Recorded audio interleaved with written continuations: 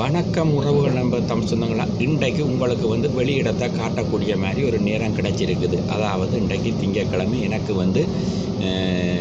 விடுமுறை நாள். அப்போ இந்த விடுமுறை நாளில் நான் ஒரு கால வேலை ஒழுங்கு செய்திருந்த நாள். அந்த வேலையினுடைய சிச்சுவேஷனை போய் பார்த்தால் அந்த வேலை எனக்கு தோதாக வராது என்று சொல்லி நான் முடிவெடுத்து விட்டேன்.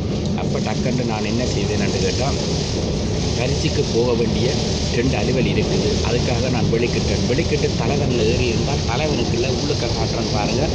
தலைவனுக்குள்ள யாருமே இல்லை. காரணம் என்னென்று கேட்டால், இன்று விடுமுறை நாட்கள் தொடங்கிவிட்டது. விடுமுறை நாட்கள் தொடங்கிவிட்டபடியால் தலைவன் தனியாகத்தான் பறந்து கொண்டிருக்கிறார். அதுக்கு நான் இருந்து கொண்டு சின்ன ஒரு வீடியோ பதிவை செய்கிறேன்.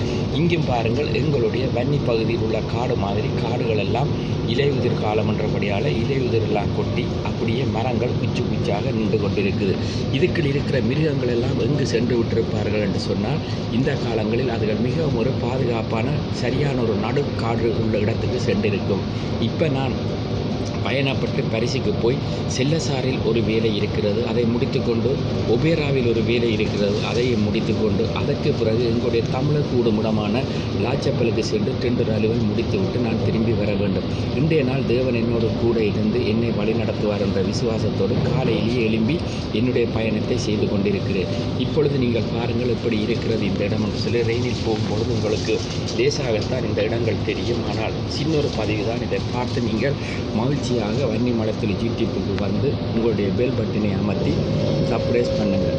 சிறிய சிறிய கதைகளோடு நான் சிறிய சிறிய இடங்களோடும் எப்பொழுதும் வன்னி மலத்தில் யூடியூப்பில் வந்து கொண்டிருப்பேன். நீங்கள் ஒவ்வொரு தரம் நல்லா இருக்க வேண்டும் என்று சொல்லி தேவன் நினைக்கிறார். ஆனால் மனிதர்கள் மாறுபட்ட மாதிரி நினைக்கிறீர்கள்.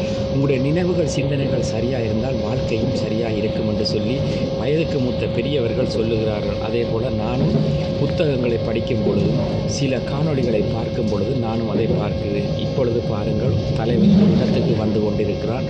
தலைவன் ஒரு இடத்துல நிப்பாட்ட போகிறான். நிப்பாட்டும் பொழுது உங்களுக்கு அந்த வெளியிடத்தை நான் காட்டுகிறேன்.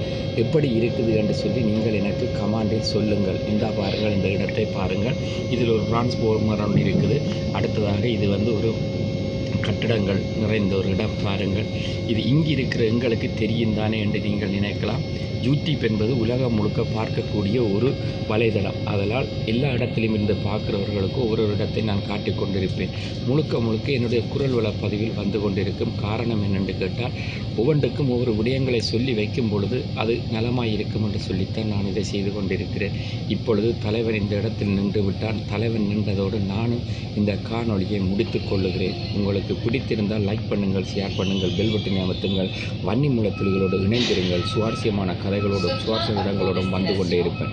நன்றி, வணக்கம். நம்ம சொன்ன அனைவருக்கும்